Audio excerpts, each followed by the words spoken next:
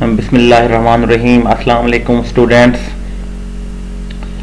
Today our topic is symbiotic relationship of fungi. What is symbiosis? When two species live together in a close association that is helpful to both species, that relationship is known as symbiosis. तो जब दो species आपस में इकट्ठी रहती हैं association बना के और वो एसोसिएशन दोनों के लिए हेल्पफुल होती है, बेनिफिशियल होती है, तो उस ताल्लुक को, उस एसोसिएशन को सिम्बियोसिस कहते हैं। फंजाई दो तरह से सिम्बियोटिक रिलेशनशिप कायम करती है। One is mycorrhiza and other is lichens. तो माइकोराइजा में क्या होता है कि fungi live on roots of higher plants and the association is known as mycorrhiza.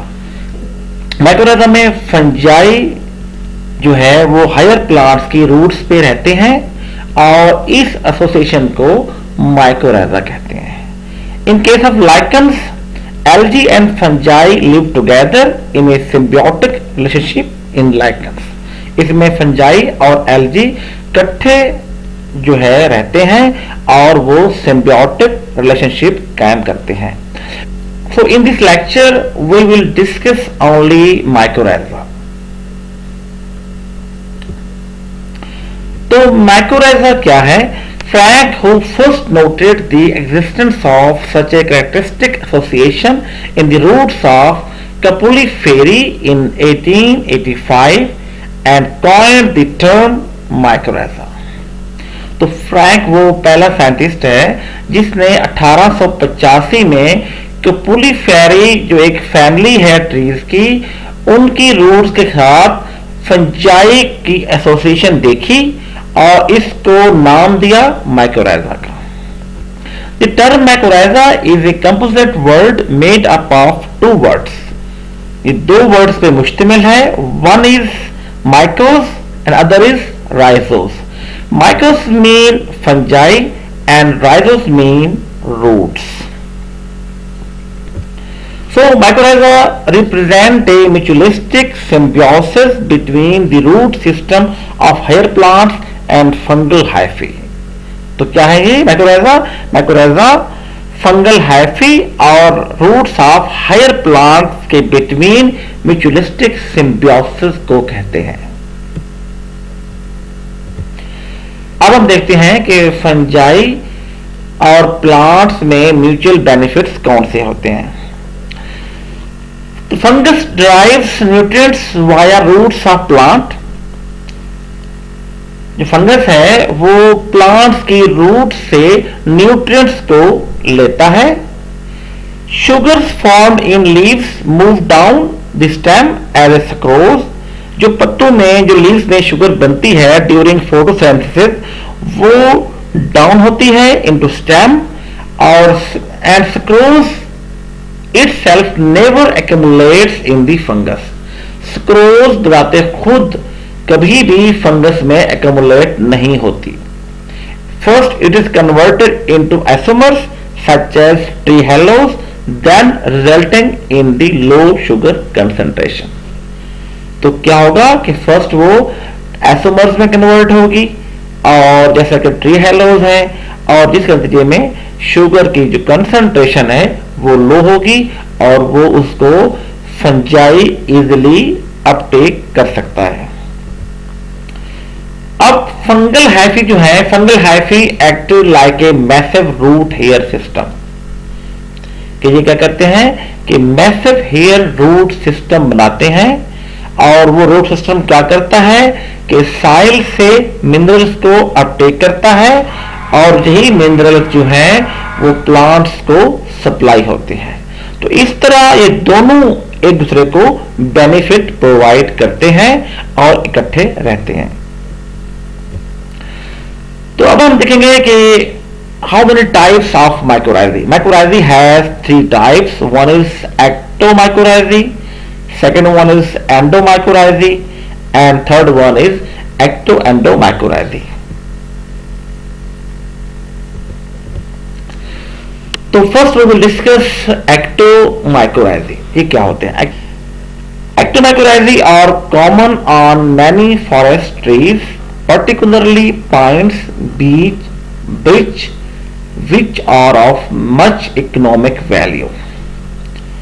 एक्टोमाइकोराइजे जो हैं, जो जंगली ट्रीज हैं, जो फॉरेस्ट ट्रीज हैं, उनके ऊपर रहते हैं, पर्टिकुलरली पाइन्स में, बीच ट्री में, ब्रिज ट्री में, जो कि काफी इकोनॉमिक वैल्यू के हामिल हैं, उनके ऊपर ये रहते हैं.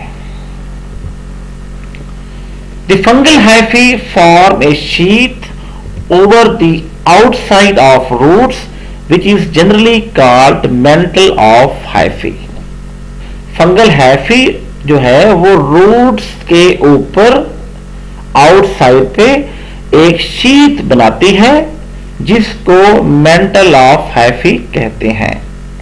फंगल शीट ये देखें बनी हुई है इस रूट के ऊपर, ये बाहर से जो कवरिंग है, जो शीट है, ये इसको कहते हैं mantle of hyphae. From this mantle, अब इसी मेंटल से a hyphal network called Hartig net extends into the first few layers of cortex और rarely deeper and then reach the endodermis. इस मेंटल से एक हाइफल नेटवर्क, जिसको हर्टिग net कहते हैं, वो एक्सटेंड होता है into first few layers of cortex, और कभी कभी उससे भी डीपर ये एक्सटेंड होता है और ये एंडोडर्मिस तक पहुंच जाता है. तो जी है एक्टोमाइकोराइजी. अब हम देखते हैं कि एंडोमाइकोराइजी क्या होते हैं. The mycorrhizae in which the fungal hyphae invade the root cells without forming any external sheath or mantle of hyphae are called एंडोट्रॉफिक माइकोराइजी. वो माइकोराइजी जिनमें फंगल हाइफी एक्सटर्नल शीट बनाए बगैर या मेंटल ऑफ हाइफी बनाए बगैर डायरेक्टली रूट सेल्स में enter होते हैं, और इनको एंडोट्रॉफिक माइकोराइजी भी कहते हैं.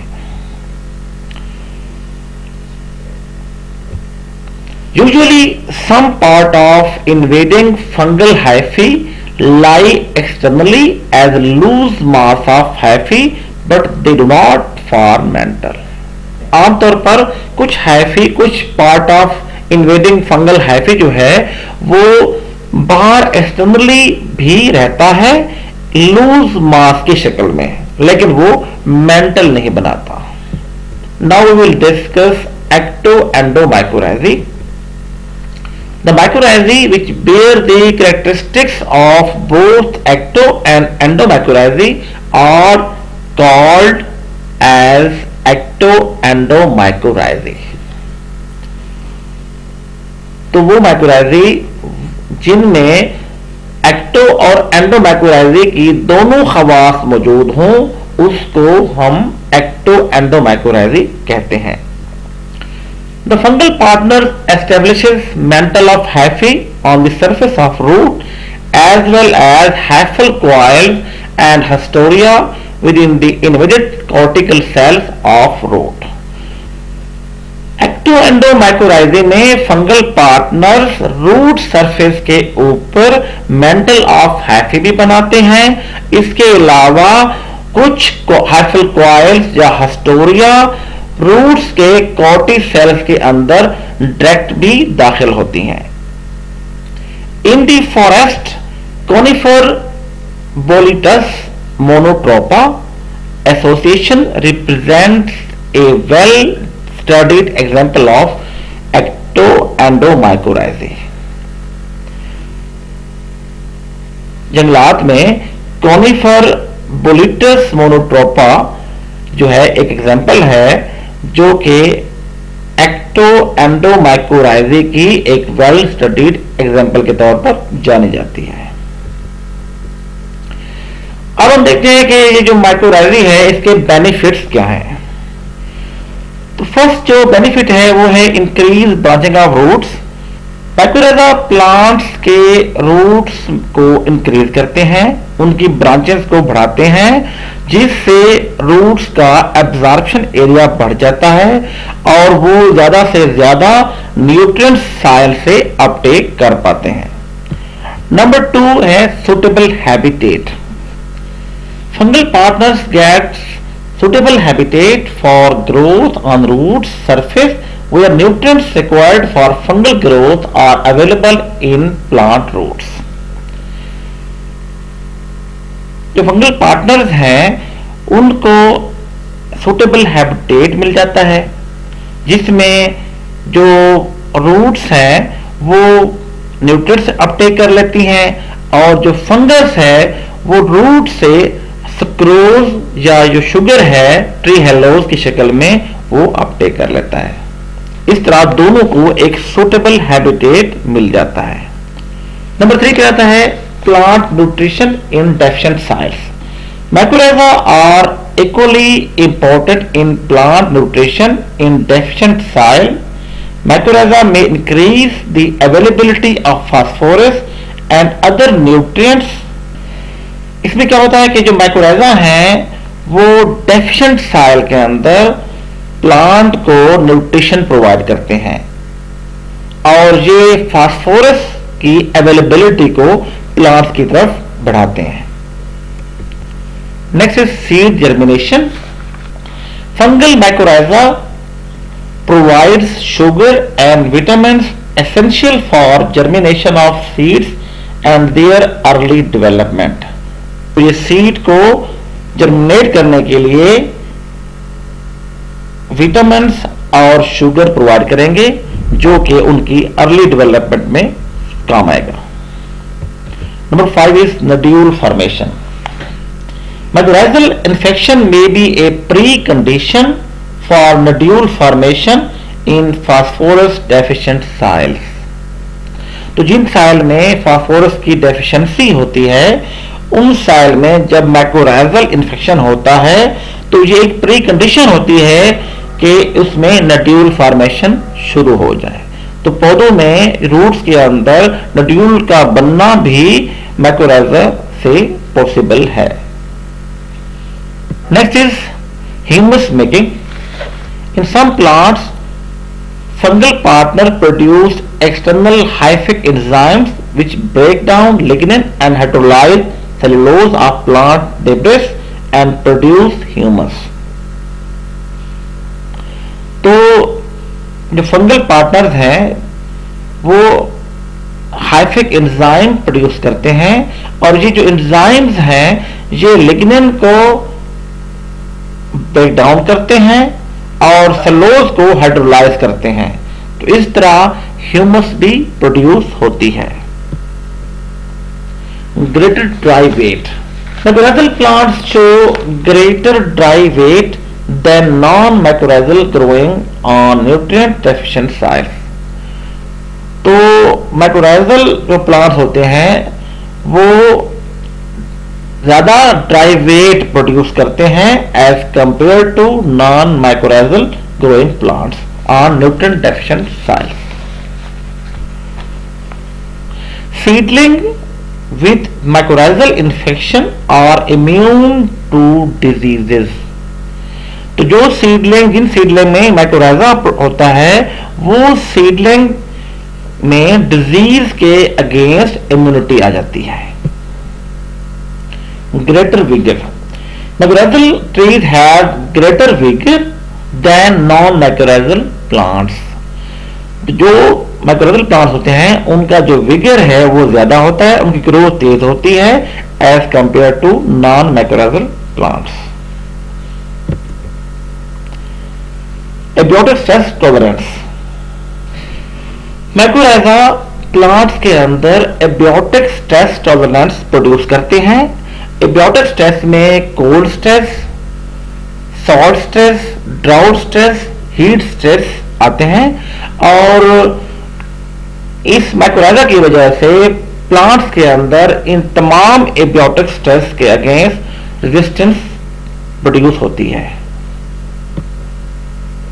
Yield and quality. Mycorrhizal plants के अंदर यील्ड ज्यादा होती है और उनकी जो क्वालिटी है प्रोड्यूस की वो भी अच्छी होती है। माइकोराइजल प्लांट्स में डिजीज टॉलरेंस ज्यादा होती है as compare to non mycorrhizal plants. तो आज का हमारा टॉपिक एंड हुआ। अल्लाह हाफिज, टेक केयर।